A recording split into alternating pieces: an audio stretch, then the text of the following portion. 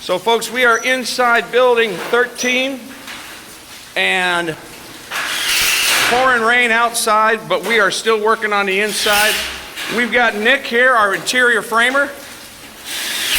Nick, can you tell the folks back home what you're doing here? Each one, you cut each stud? One by one. One by one. Make sure everything is right. And this is type of stuff you need skilled work at, because a machine cannot do this.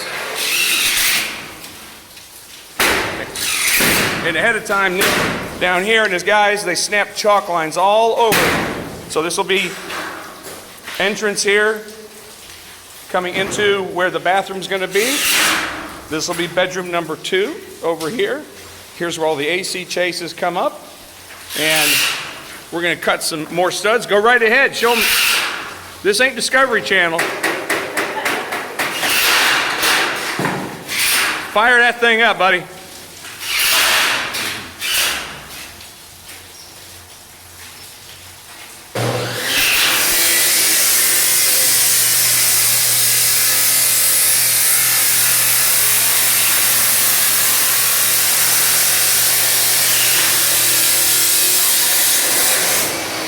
All right.